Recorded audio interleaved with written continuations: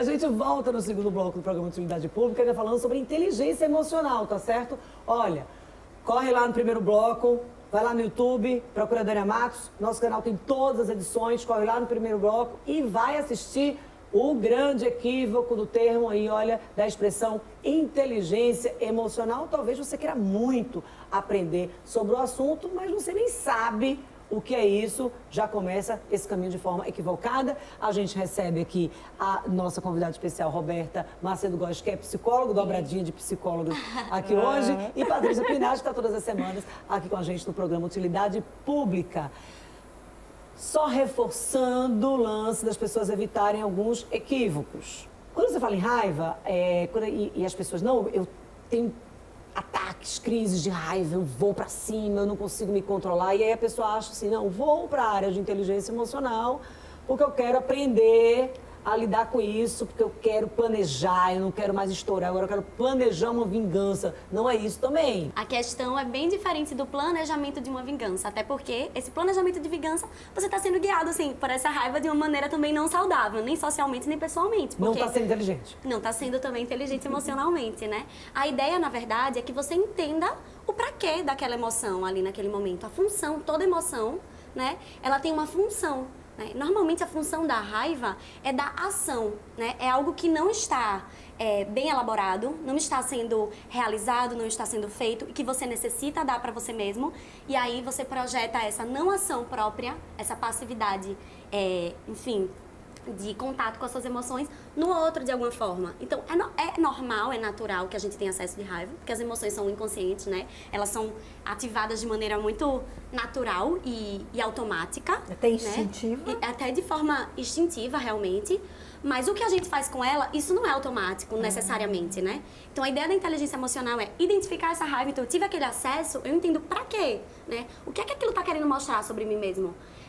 De que forma isso me incomodou tanto, né, a tal ponto de me mobilizar dessa forma. E a partir disso, não repetir o mesmo acesso de raiva. Porque aí é que está a inteligência. Né? O primeiro momento, às vezes, a gente não tem base para lidar com isso, porque a gente não conhece. Então, se a gente se permite vivenciar, conhecer, entender, a gente vai ter base para lidar com isso e essa raiva ela não vai ser mais repetida dessa mesma forma. Né? Então, a gente aprendeu a lidar com aquilo e vão vir novos acessos de outras questões que são novas, inclusive, para nós mesmos. Por quê? Nossa vida é fluida e vão vir sempre novos desafios e novas possibilidades mesmo, né? E a partir disso, a gente vai aprendendo a lidar com esses novos acessos, essas novas questões que vão surgindo. E eu acho interessante a gente salientar, porque a gente está falando de um universo social, né? De se manifestar de uma forma na sociedade cada vez mais saudável. E quando você para e reconhece esse sentimento dentro de você, essa emoção, você acaba tendo mais condições de entender a emoção do outro. Então, se eu não reconheço em mim, eu vou ser extremamente intolerante com a emoção do outro, porque aquilo não vai fazer o menor sentido para mim. Então, quando eu reconheço em mim a raiva, por exemplo, e aí faz aquele processo reflexivo ideal, né? Sim. E reedita e ressignifica, cada vez eu entendo mais a emoção do outro e consigo fazer essa interação de forma cada vez mais producente. Tá, tudo bem, mas aí quando a gente traz para o universo infantil, que é onde não há essa bagagem, que você não tem todo esse senso crítico, esse senso de avaliação, como é que você trabalha isso com a criança? Perfeito, foi uma ótima pergunta, né? Normalmente o senso de elaboração da criança é menor, né? A gente usa, assim, como a gente fala, essa ressignificação, né? Ela é muito mais elaborada no adulto. Mas como a gente falou, muitas dessas crianças, né? Muitos desses adultos atuais, na verdade, eles são crianças feridas no seu contexto infantil, né? São crianças que também não trabalharam essa inteligência emocional. E são esses, né? Os pais ou os responsáveis, o intermédio da criança que nomeia essa emoção para ela. E quando eu falo do mundo das sensações, é querendo trazer bem isso. Normalmente, a gente tem muita facilidade de nomear sensações biológicas, fisiológicas, um aceleramento no coração, uma sudorese, né? As feridas que sangram são fáceis de ser detectadas, mas as feridas internas, emocionais, são difíceis. E elas também precisam ser nomeadas por esses responsáveis. Como a gente faz com o nenenzinho quando tá com com alguma dor, que está chorando, a gente normalmente nomeia, né? Ah, isso é cólica, isso é fome, isso é... Enfim, foi alguma medicação, a injeção que ele tomou, então a gente consegue ver essas reações. Da mesma forma, é preciso trabalhar esses responsáveis para que eles também tenham, para que, primeiro, o ambiente não seja tóxico, e existe esse exemplo, né, de inteligência emocional, de alguém que está sabendo lidar, e para segundo, para que esse intermédio ele seja bem feito entre a criança e esse mundo, né, que ela vai aprendendo aos pouquinhos a interagir com esse mundo. Então, de que forma a gente pode fazer isso, né, enquanto responsáveis? Não deixando as emoções de lado. Então, a criança chora, engula choro, né? Esse choro não é validado, né? Isso não pode acontecer.